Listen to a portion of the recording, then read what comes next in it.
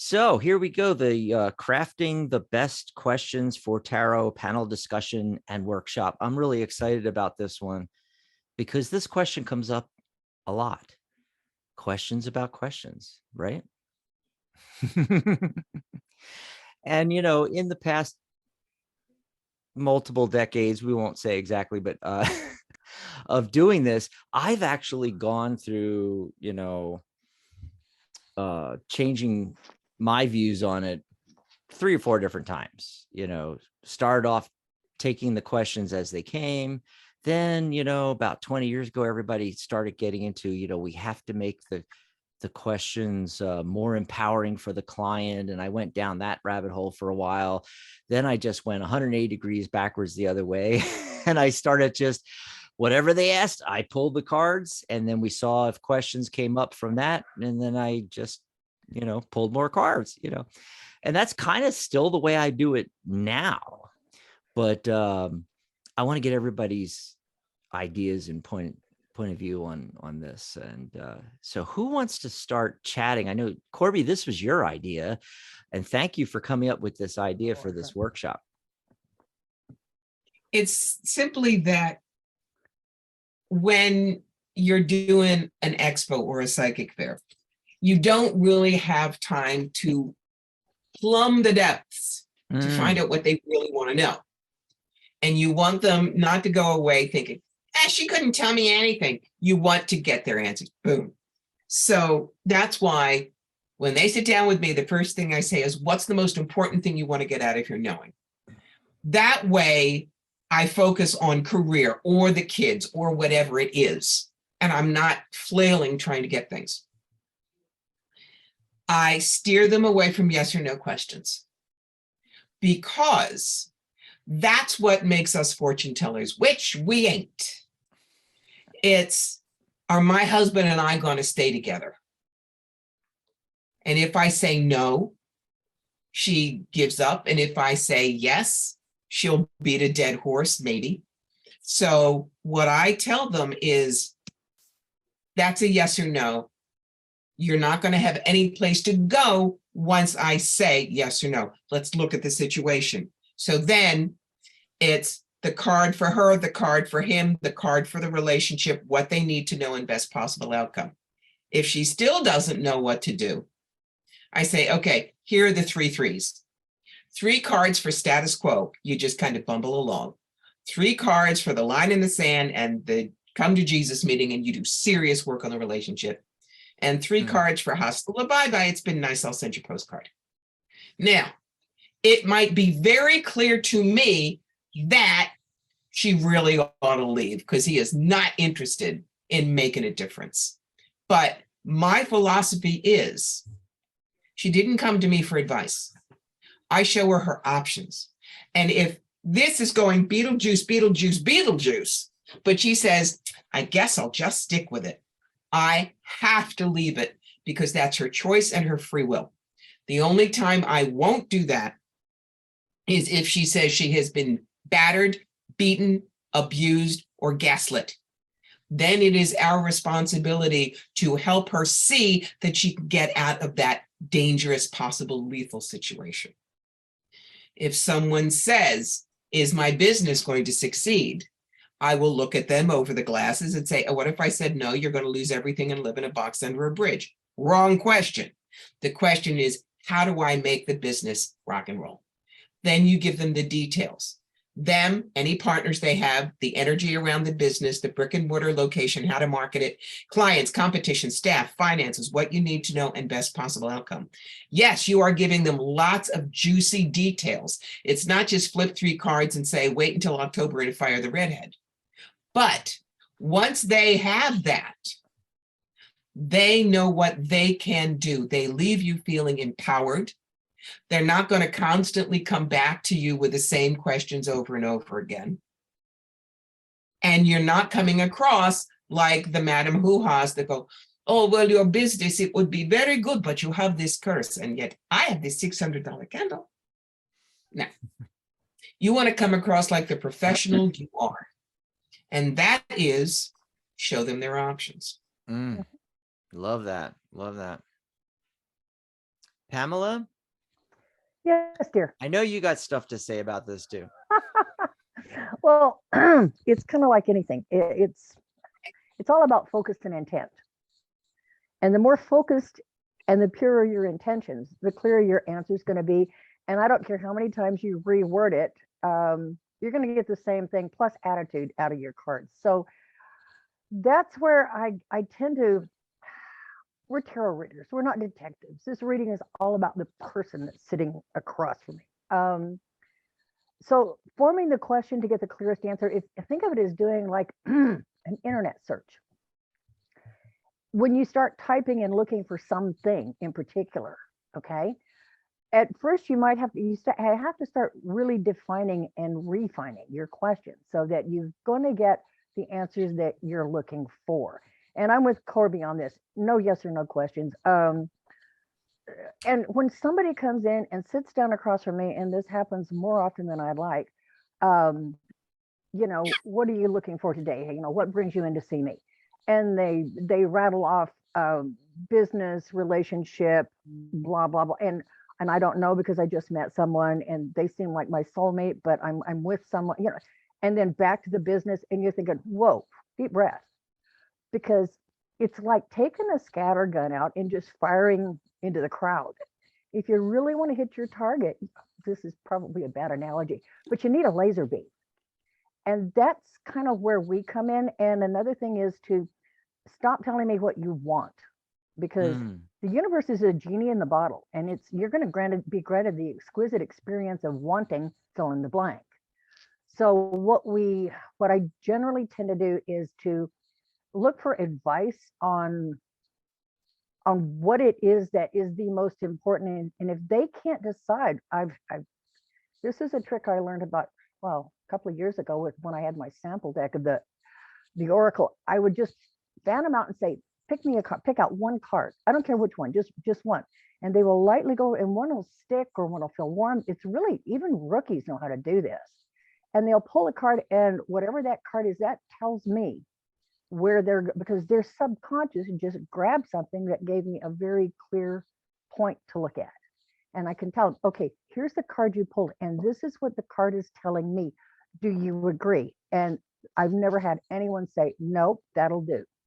You know, like they're happy with where we're going with it. So there is that. I mean, there's multiple ways to get to the point, to get the focus there and to get the intent going in the right direction. And after that, it's pretty, well, it's kind of like going to a preschool and you ask the kindergartners, you say, okay, do we want to go to the zoo or to the park today? Well, you got 50-50. And then somebody says, well, I wanted to go swimming. No. You walk in to a reading this is my opinion, with the idea, we are going to the zoo.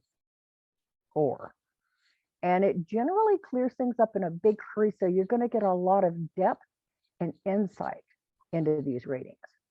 That's what I found. Awesome. So should we talk about some of the typical areas and questions that the client comes with, or, you know, areas of life that they want to look into, finances, romance, etc. And then, you know, what are the best questions to be asking in those areas? What do you think? Honestly, I think one of the best things that I've done whenever I was first learning, like about 40 some odd years ago, I would sit down with my cards every day. And the first question I would ask is, what advice do you have for me today? Pull a card. And that is how I got started. So like with Rose, I mean, she was just saying she hasn't been reading very long. That might be a way to introduce her to not just her ability to read, but to the decks that she's using. Is what advice do you have for me? Corbie, what do you think? About the decks, yes. I find that when I know that a deck has a certain interest, my readings are sharper and people will ask the better questions. For instance, I use my fairies oracle when people are spiritually stuck and need a clue brick upside the head. You know, I tell people these are not your ootsy cutesy fairies. These guys march inside your head, rip up the floor tiles, and give you homework. The First Nations deck is for destiny reads. The Ganesh deck is for compassion. I've got the Osho Zen deck, which I use for philosophy. What's the energy behind it? What do you need to know? And it's fan it, pull 3, tell the story. Here, aloneness. Next card, guidance. Next card, postponement. Right away, that tells me that this person has wanted to do the guidance thing for a long time, but is convinced they can't. And so they keep saying, well, later, later, later, later. Your guides want to talk to you. You don't need to talk to me, the 14th psychic you visited here at the fair today. Get a clue.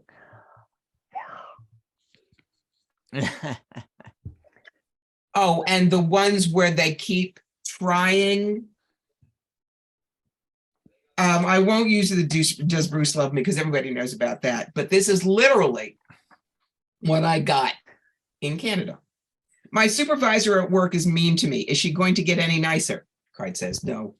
Is her supervisor going to make her stop harassing me? No. Is she going to fire me? No, she's not.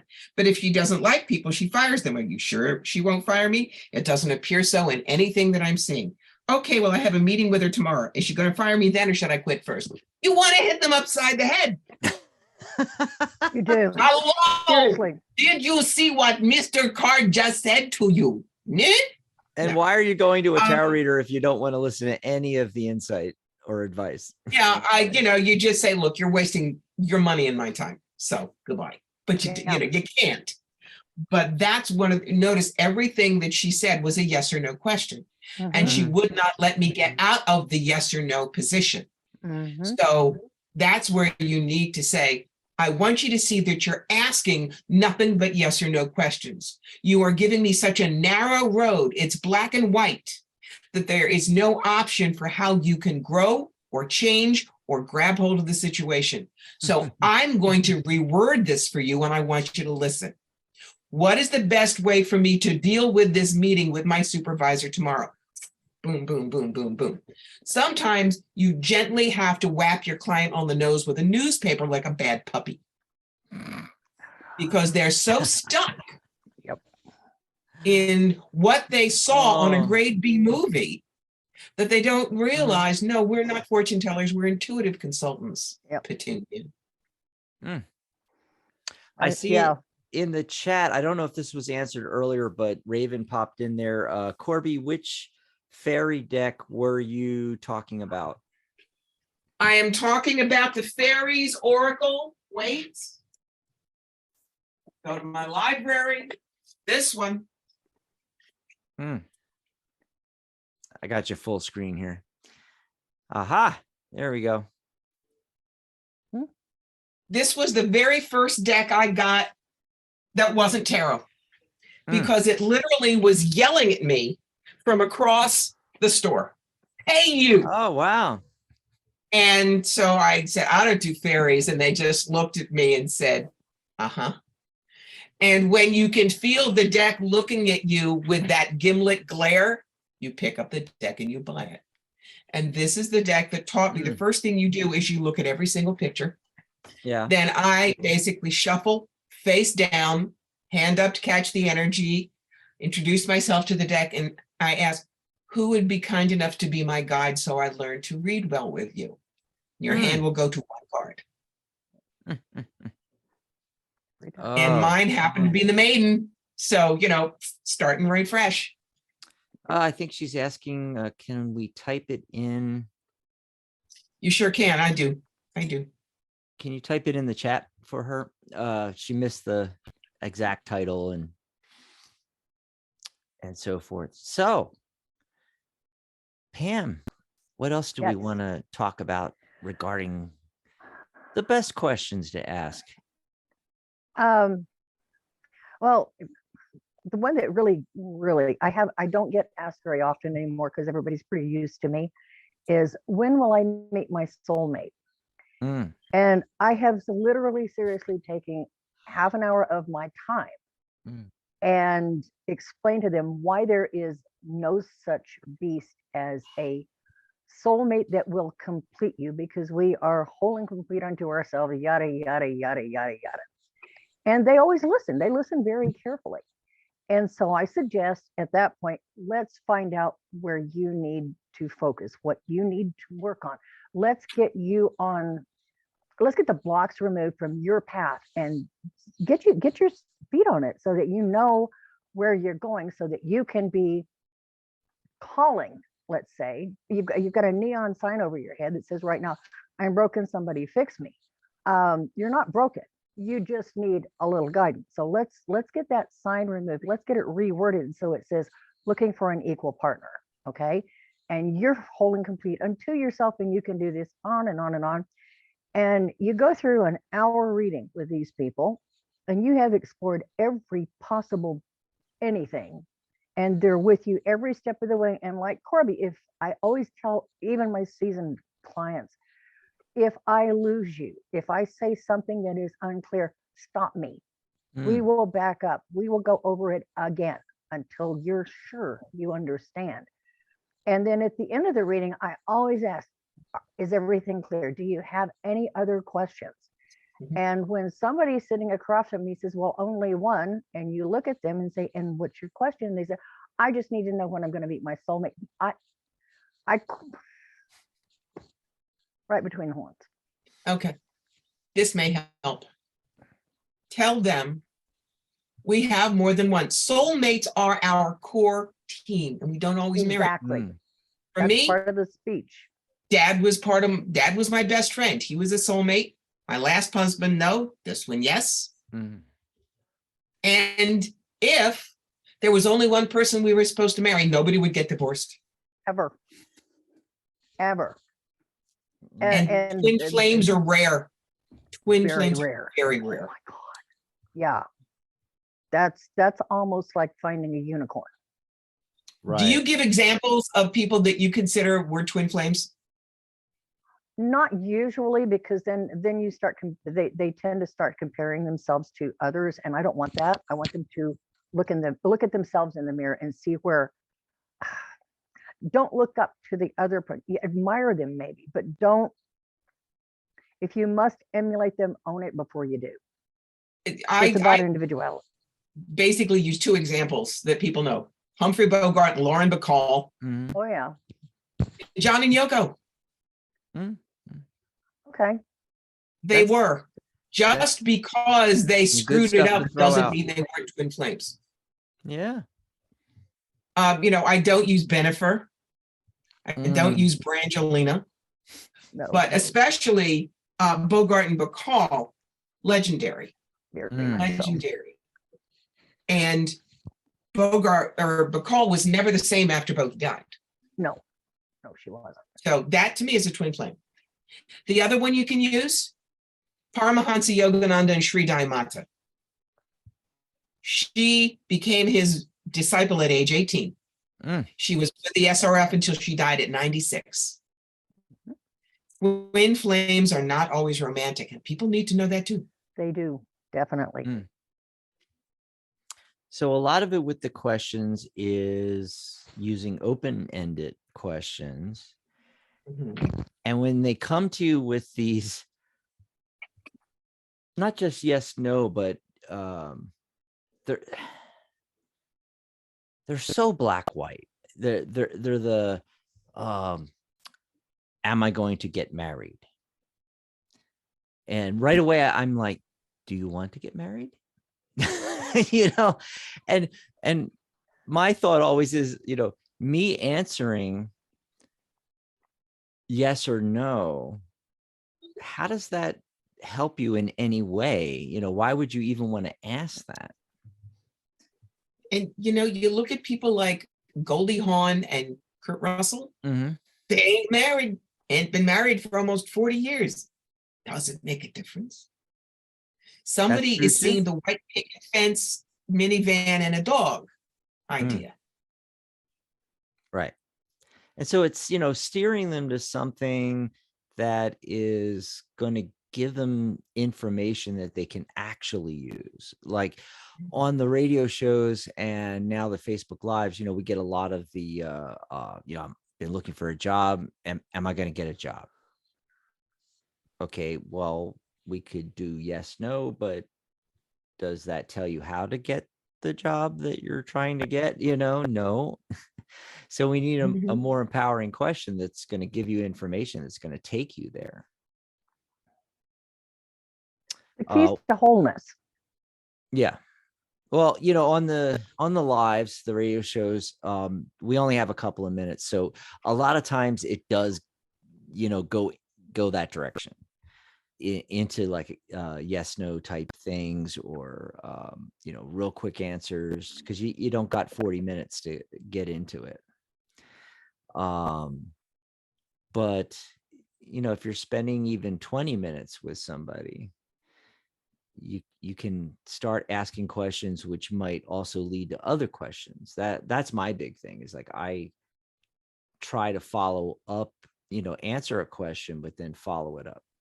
Okay, you know, what's information that's going to help them with what they just found out? So it's not having, you know, for me, it's not really, I'm thinking free form. It's not so much having very specific questions and spreads that I'm going to do per se, but I'm thinking of, you know, each individual client is going to be completely different. And so even if they're asking a very similar question to what a lot of the other clients are asking, different things are going to come up, and they're going to need to know different information about that. And I kind of, you know, follow the rabbit down the hole. So anyway, that's my thoughts on it. And also, if anybody, did anybody else just join us? I don't know, but Ellie's here, and Raven and Rosie. And if anybody has maybe something you're having difficulty with questions, a specific area, how to ask the right questions in that area, or a question that keeps coming up, and, you know, how would you make that more empowering or get more information for the client? You know, you guys can go ahead and unmute, pop on if you want to ask, or you can ask in the chat as well. Let's see if we got anything in the chat here. Not yet. There have been a lot of discussions on taking the question as the client asks it, or helping them refine it. And I mean, this has been kind of a hot topic off and on for about the last 10 years. Oh, at and least, some of yeah. the other readers that I know, well, these are readers that I know personally, and we've been to events together, and we're sitting in a workshop situation, and it can get a little, I'm not going to say heated, but I finally, what my philosophy is, you can't do it wrong. Okay.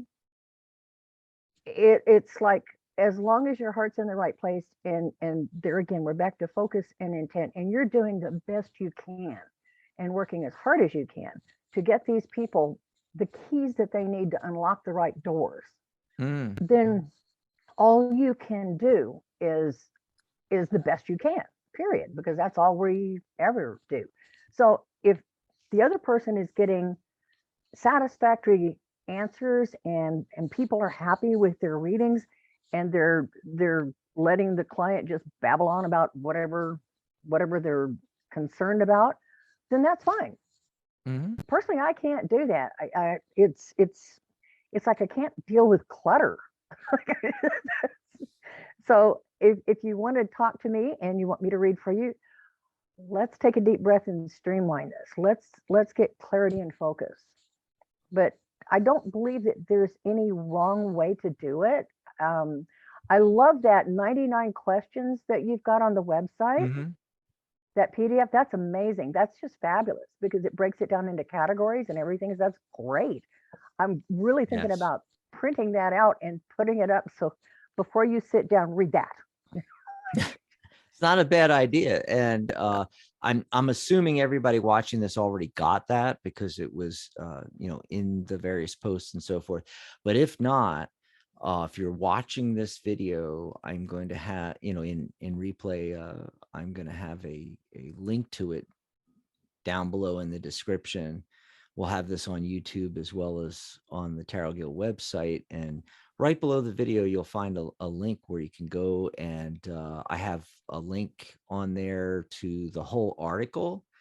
But I also took the questions in the article is great. You should read the whole article, but I wanted to take the questions and the categories and put them on a PDF. So make it really easy for our members. You can just download the PDF and you can just review it and study it. And it might help you, you know, even if you don't use those exact questions, it'll give you ideas, you know?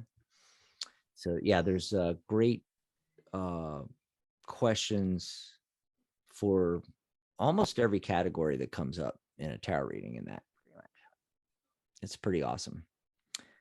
Let's see.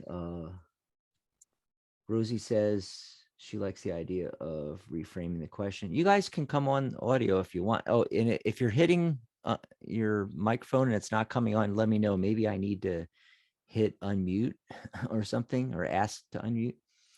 I don't know. So pop that in there. But for me, I think it's important to make it clear that I'm not a fortune teller. I'm here to help find options and ideas for possible positive outcomes.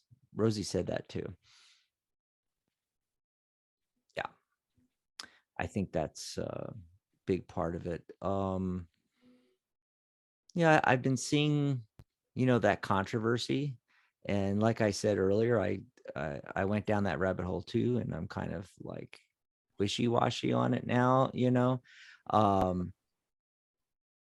saw, you know, when it became really popular 10, 15 years ago, that, you know, everything has to be reframed. First of all, I felt like that was a lot of work. But I was like, okay, I get it. It makes sense. You know, you want yes, no questions are not necessarily taking you where you need to go. You know, but then I came full circle 180 degrees the other way. And I started answering the questions exactly how they answered them, just to see what would happen.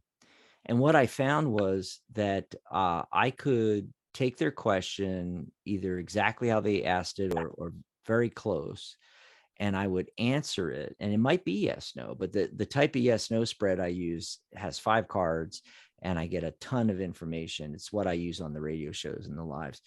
And I don't always get into all of the cards and all of the information on the radio show. There's just not enough time. But with a client, I can lay that out.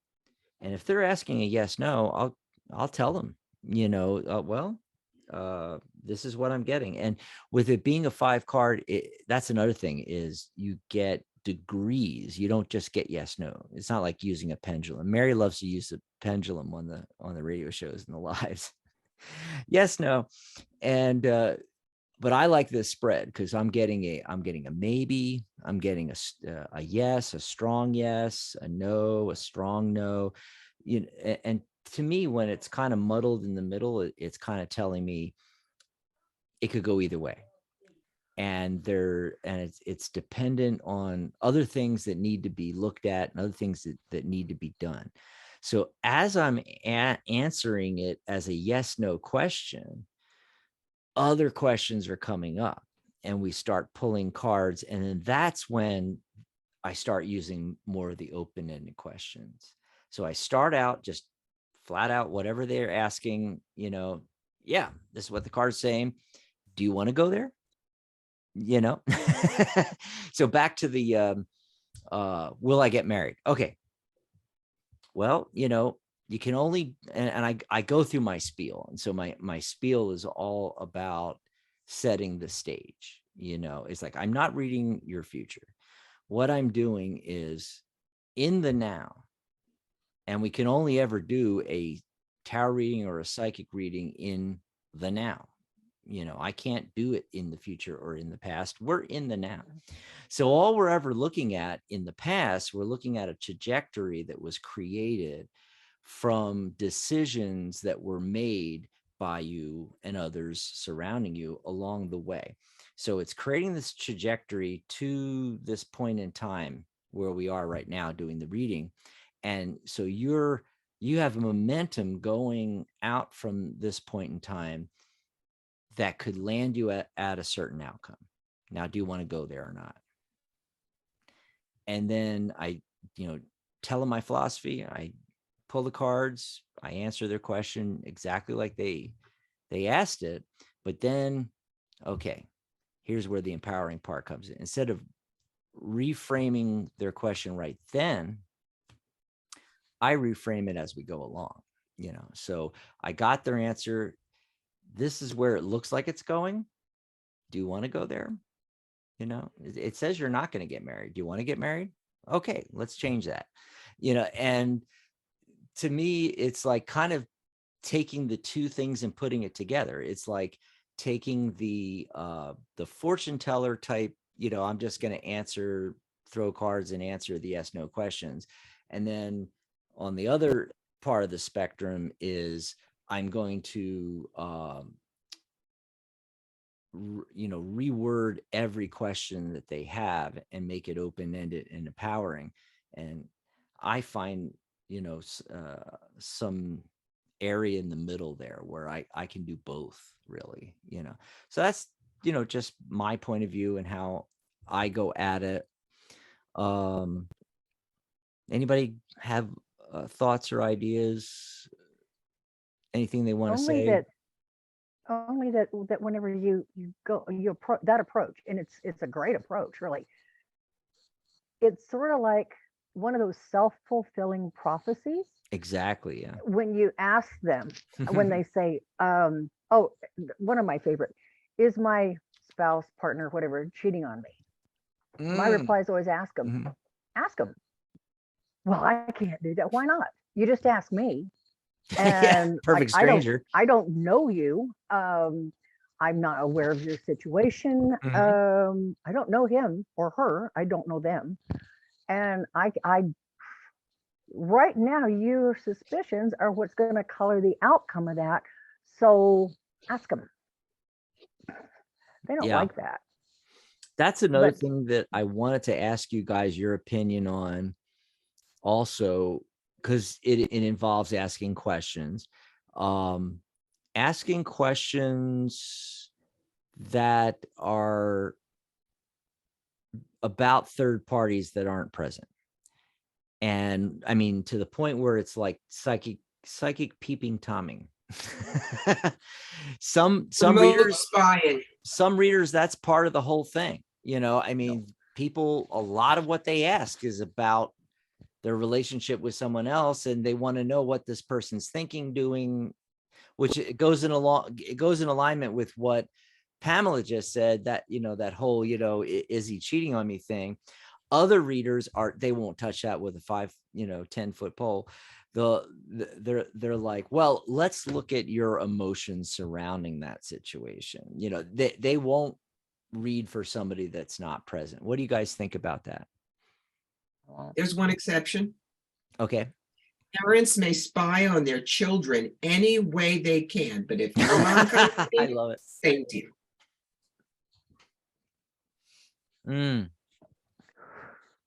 Because a mom wants to know, is her 15-year-old, they're not talking to her, they're upset.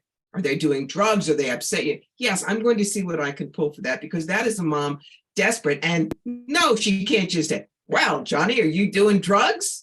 No, it's just not going to work. But that's why I say that. Yes, there are exceptions, but then too, Corbie, it depends on the question. When it's one like that, like you just posed, definitely, oh, hell yeah, I'm going to see what I can find. But how are they doing in school? Look at the report cards. Talk to the teachers. Talk to the people that know. For trivial stuff like that, I can't be bothered. I don't agree. See, now that's when I don't agree, because it's how are you doing in school is not just academic. It's, are they comfortable? Are they doing well with friends? Are they getting what they need? That's not just the academics. So I always do it from the kid's point of view, because parents generally don't ask kids, or they tell the kids what they should be thinking. Yeah, so there's that. To me, if the kid can talk through me, I'll let him. So what you're looking at there then is the relationship between the parent and the child. Mhm. Okay, yeah, that makes sense, okay, to me. But most of the people that are asking me, it's at the end of a reading and you've already covered everything and crossed all the T's and dotted all the I's. Do you have any other questions? Yeah, how are my kids doing in school? What? You know, we just spent an hour on everything else. No, just no. Look Okay. at the report cards, talk to the teachers, read the reports, pay attention. Mm, Because bad parenting, I can't fix bad parenting. I can't. yep. And Rosie's got something in the chat again. Rosie, do you want to tell us about that, or you want me to read this from the chat for you? I can do that. Where you said Yeah, I in that just, veil. can you hear me? Yes, can Can hear you hear you. me? Go ahead. Okay. Okay. One reason why I don't like yes, no questions, because like you said, you're dealing with the here and now, and circumstances could change tomorrow that could make that yes a no, or that no a yes. So it's better to look deeper into the subject matter to find out more details about the dynamics of that relationship or that situation, rather than just look for a door that's closed or open. You want more than that. Mhm. So how do you know, I would want to look for how they can navigate a better outcome, rather than Right. rather than make them ask for a judgment on a subject. I would rather keep the door open so that either so they could make their own decision too, rather than to hear it from me. That yes or no should come from their experience, because you're not the one experiencing it. You're only giving them, what information is filtering through. You can only help them walk through their situation. Maybe there's things that they're not paying attention to. Maybe something you could draw their Sure. attention to. But no, I do not like yes, no questions. I don't, I mean, And I have a it's not pendulum, just and yes, no. It's anything that's kind of, it doesn't have to be yes, no. It could be something that's, very fortune telling-y, like Corbie yeah, says, right, being a fortune teller. exactly. I think Right. that's, when, like I said, I go through this process. I try to, give my philosophy on readings to each client. It's Mhm. like, if you're expecting this is not me. I'm more of a life coach than anything else. I don't do that. Right. So I try to explain the whole thing and my philosophy on how the whole process works of, and what we're actually seeing when we're pulling cards in the now, Right. but there's a Right. lot of readers that don't do that. A lot of readers just throw it down. It's like, this is what's going to happen, like it's written in stone. And that's when I think, what came up earlier, self-fulfilling prophecies. I think that's when you get the self-fulfilling prophecy, when you got that reader out there saying that, oh yeah, don't marry Joe. Absolute final, or this is going to happen for sure. Well, okay. And then it happens. And then see, I'm a 99.9% accurate reader. It's like, and that's something else I wanted to talk about, this quote unquote accuracy thing. But well, yeah, okay. So what you told them happened, and now you're touting yourself as the 99.9% accurate reader. But did it happen because it was always going to happen, or did it happen because you put it in their head and it became a self-fulfilling prophecy? Yeah. And that's what scares me. I don't want that kind of responsibility. No, Corbie, I know you're big on this. My What do you want to say on that? Okay. My tagline is, even the best of us are only 85% accurate. The only one 100% accurate is God, and he's not doing psychic fairs this week. Sorry. Yeah. But the thing is, when we worry about our accuracy, we're getting in the way of our gift, because it's about us. No, it isn't. Guys, we're the tube it comes through. We are the tube it comes through.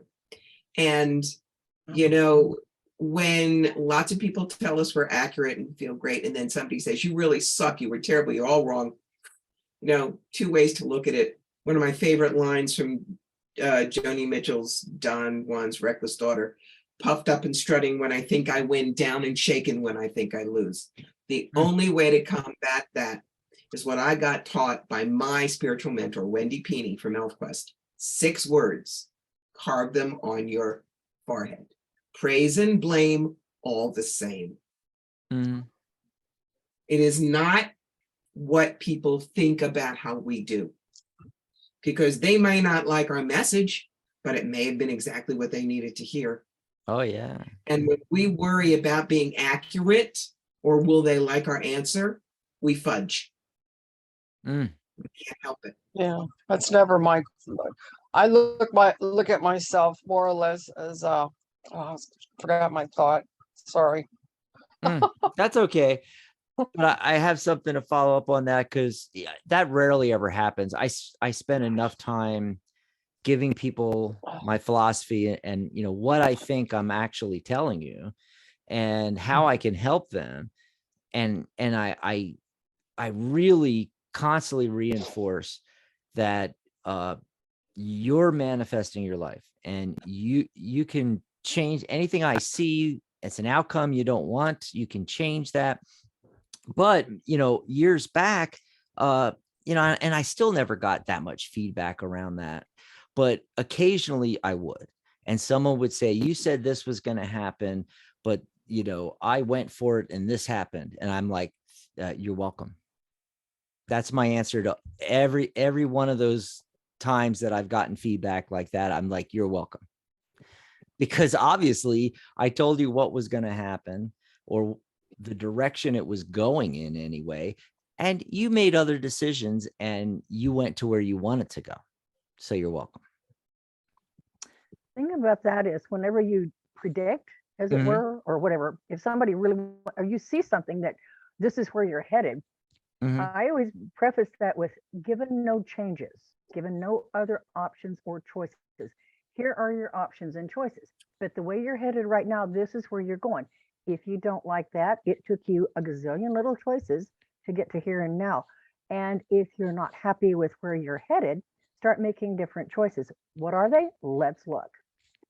And that's kind of how I get around that one. Yeah, I want everybody to know nothing's written in stone. You know, well, the Great Pyramid of Giza. Now there's I've some never, stuff in there that's in stone, but but no, I've never felt that way. I've never believed in destiny and fate. You know, I'm thinking of them more in the, you know, when I do numerology and I give you your destiny number and your life path number, these are tendencies. You know, it's kind of like swimming upstream. If you go in the opposite direction of what's showing up, yeah, it's going to be harder, but it's not like you can't do it, you know. But if you follow the stream, life's going to be a lot easier. You know, you have certain predilections and tendencies and strengths and weaknesses and so forth. And, you know, that's what I'm seeing with the numerology and the cards as well. But, you know, I'm talking kind of more about the numerology right now. But yeah, I always preface things that way. Anybody else have, I know Ellie's out there still, and Raven, anybody have any questions? Or I know you can read the list of questions that we got on that PDF, and that's going to help you tremendously because they're all open-ended and ways of looking in, you know, into different areas of people's lives, different areas of inquiry. But if there's anything specific that you're having problems with, and of course, you know, if you're watching this as a recording, just send us an email or shoot us a message on Facebook or something, or better yet, on the Tarot Guild website, you know, you can message us, all of us, and ask a question, you know, and how would you deal with this? Or what about when they ask that, you know? So I think we pretty much covered everything. Pam, Corbie, any final words you want to give them advice on asking the right questions? Notice that all three of us, Pam, Dax, me, we all have different ways of reading. We all have different opinions. Nobody died and made any one of us God. Mhm. We are here to tell you what we think, what has been useful from our experience. But nobody says you must be like one of us. Take what's useful in this, plant that seed, leave the rest on the shelf. We are mentors, not gurus. Great advice. Pam? Well, I wanted to be a guru. No, I'm kidding. No. No. Darn, can I change my opinion or my ideas now? No. There again, you can't do it wrong. You can only test the water and see what's right for you and go with that. Go with the flow, as it were, because you can't do it wrong. As long as your heart is in the right place and the compassion's involved and your focus and intent are clear, you got this. And the more you practice, the better you'll get. Oh, that's just perfect, because that's where I wanted to end things as well. My final thought on it, is try different ways out, experiment. 25, 30 years later, I'm still experimenting.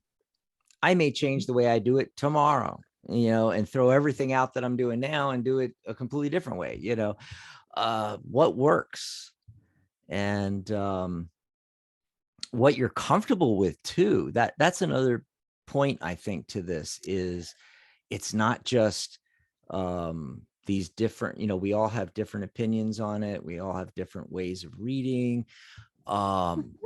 But different people are just comfortable reading in different ways, and so don't force yourself to read in a way that makes you very uncomfortable, and that's going to come out in the reading, in the session, the energy in the room, or even over video like this, if you're seeing people remotely. Did you have something, Pam? You raised your... Just one more thing. Mhm. There may be, not every, I hope you never run into it.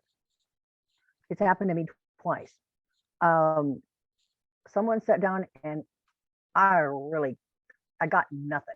I mean, no matter what I tried, I got nothing.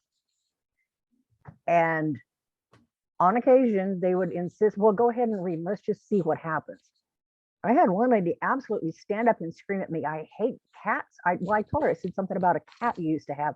I've never owned a cat. She just went ballistic on me. But it was a cat from her childhood. And this was what I was telling her, is trying to make you, to get you to remember a certain event that it would be very beneficial to you now, today, but you're not listening, you're not hearing this. And she went absolutely wild on me. Called me at work 3 days later in tears saying, I forgot, I had blocked that memory. I did have a cat. She lost it. It got killed. And she was so devastated as a little girl. She didn't like cats and she never wanted another one. But that broke a dam inside her and she completely retracted. And another time I was in a situation where the lady sitting across from me, she's sitting like this. And I thought, oh, here we go. But did the reading, and then she kept saying, nope, that's not true. That's not true. That's not true. And so but when we were done, I said, you know what? We didn't get your questions answered. So, never mind. You just go on. And she said, no, I pay my debts. And I slid the money back across and I said, please don't, because I'm not comfortable taking your money if I did not answer your question. And then she started talking, and not only had I answered her question, I had cleared things up for her. She just didn't want to admit it. And I just sat there and let her vent until she finally stood up and then left me an extra $10 and walked away. And I'm thinking, what just happened? So don't doubt you're the messenger. Okay. What's coming through, you're telling them their story. Okay. you have nothing to do. You don't have any skin in this game. You're just relaying their story to them. Okay. That's all you're doing. And your job is to make sure that it is clear and usable as possible. And there again, in over 45 years of reading now, those were twice that I really didn't feel like I had done my job, but I found out later I had. So don't doubt yourself. Don't doubt your gift ever, please. Okay. So real quick, before we leave, the link to the 99 questions PDF handout will be below this video, as well as a link to the article. But I wanted to ask Corbie real quick, did that ever happen to you? Or something like, what was your craziest question that you got from a client?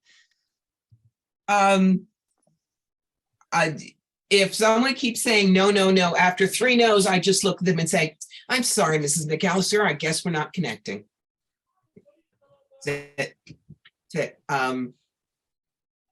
The craziest question I ever got was, my friend is having trouble in the tax department and her boss is mad. If she doesn't do what her boss says, is she going to lose God's favor? And I looked at her. I said, God is not like your 3rd grade friend who likes you on Monday and doesn't like you Thursday because you wore the same dress that she has. And he doesn't care about the IRS.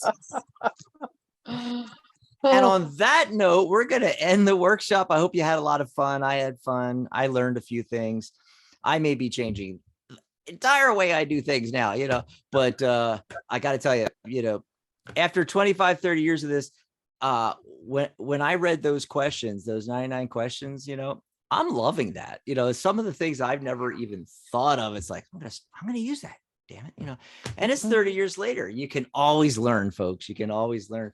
Hey, thanks to Pamela Steele and Corbie Mitleid for being here, and everybody that popped in live, Ellie and Raven and Rosie.